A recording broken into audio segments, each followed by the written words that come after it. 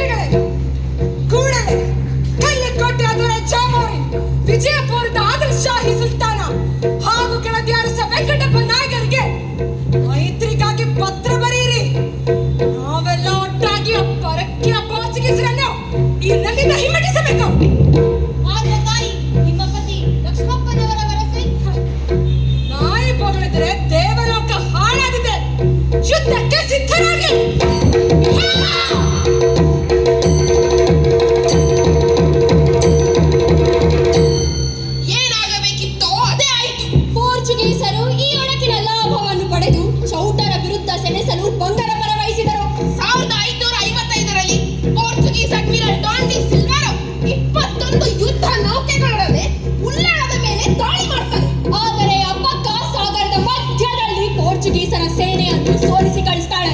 1558ರಲ್ಲಿ ಪೋರ್ಚುಗೀಸರ viceroy Antonio ಮತ್ತೆ ಬಲಿಷ್ಠ ಸೇನೆಯನ್ನು ಕಳಿಸ್ತಾಳೆ. ಈ ಯುದ್ಧದಲ್ಲಿ ಉಲ್ಲಾಳ ಪಟ್ಟಣವನ್ನು ಬೆಂಕಿ ಹಚ್ಚಿ ಸುಡಲಾಯಿತು.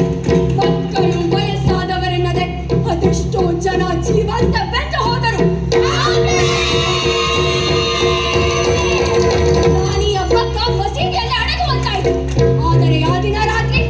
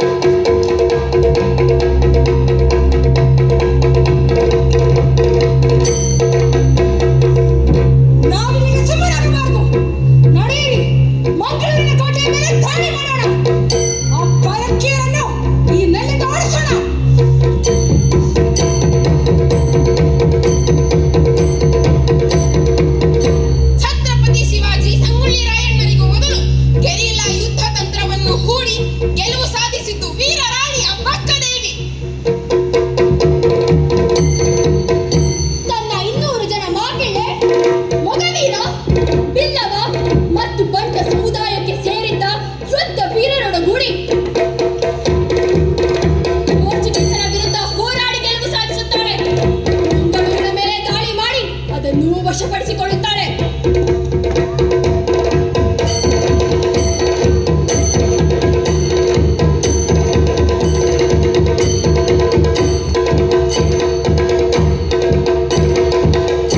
ಅದಾದ ಮೇಲೆ ನಡೆದ ಹಲವಾರು ದಾಳಿಗಳನ್ನು ಅಬ್ಬಕ್ಕಳು ಸಮರ್ಥವಾಗಿ ಎದುರಿಸುತ್ತಾಳೆ. ಪೋರ್ಚುಗೀಸರ ನೌಕಾಪಡೆಯ ನಾಯಕ ಅಡ್ಮಿರಲ್ ಮಾಸ್ಕರೇನಸ್ ಕೂಡ ಅಬ್ಬಕ್ಕಳ ವಿರುದ್ಧದ ಯುದ್ಧದಲ್ಲಿ ಸಾವಿಗೀಡಾಗ್ತಾನೆ. ಇದರಿಂದ ಪೋರ್ಚುಗೀಸರು ತೀವ್ರ ನಷ್ಟವನ್ನು ಅನುಭವಿಸಬೇಕಾಯಿತು.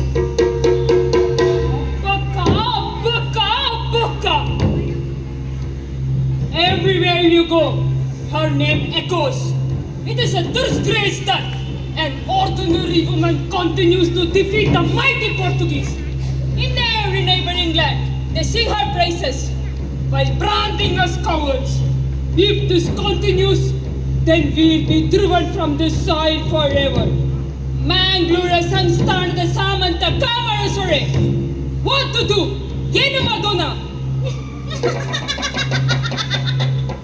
ದೊರೆ, ನಿಮಗೆಂತ ಚಿಂತೆ? ಒಂದು ದಿನ ಸಹ ನೀವು ನಮ್ಮ ಮಾತು ಕೇಳಲಿಲ್ಲ. ಕೇಳಿದ್ರೆ ಇಷ್ಟೊತ್ತು ಗೆಲುವು ನಮ್ಮದೇ ಆಗಿರುತ್ತಿತ್ತು. ಆ ಅಬ್ಬಕ್ಕ ಸಾಮಾನ್ಯ ಹೆಣ್ಣಲ್ಲ, ಹೆಣ್ಣು ಹುಲಿ. ಅವಳನ್ನು ಎದುರಿಸಿ ಗೆಲ್ಲೋದು ಕಷ್ಟ ದೊರೆ. ಮತ್ತೆ ಏನು ಮಾಡಬೇಕು?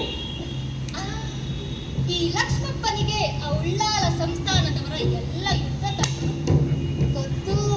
ಅದನ್ನ ಹಾಳುಗೆಡವೋ ಕಲೆಯನ್ನು ನಮಗೆ ಗೊತ್ತು.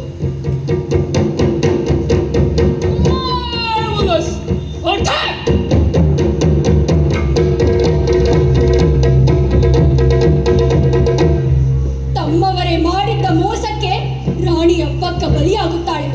ಎರಡೂ ಸೇನೆಯ ನಡುವೆ ನಡೆದ ಪಂಜಿನ ದಾಳಿಯಲ್ಲಿ ಅಬ್ಬಕ್ಕಳ ಸೇನೆ ಒಂದಷ್ಟು ಹೋರಾಡಿದ್ದಾದರೂ ಸೋಲಬೇಕಾಯಿತು. ಸುಟ್ಟ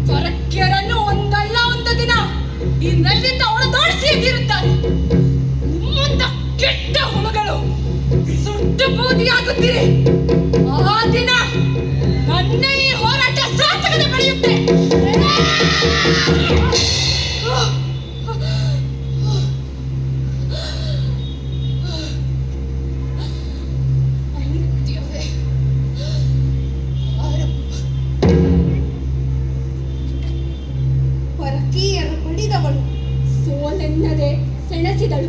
ಈ ನೆಲಕ್ಕೆ ಕಾದವಳು. ಈ ನೆಲವ ಕಾದವಳು. ನಿನಗೆ ಬೇರೆ ಹೆಸರು ಬೇಕೆ? ಸ್ತ್ರೀ ಎಂದರೆ ಅಷ್ಟೇ ಸಾಕೆ. ಹೌದು, ರಾಣಿ ಅಪ್ಪಕ್ಕ ಮುಡಿದು ಎಷ್ಟೋ ಕಾಲಗಳಾದರೂ ನಮ್ಮ ಜನಪದರ ಪ್ರಾರ್ಥನೆಯಲ್ಲಿ, ಯಕ್ಷಗಾನದಲ್ಲಿ, ಭೂತಾರಾಧನೆಯಲ್ಲಿ ಸದಾ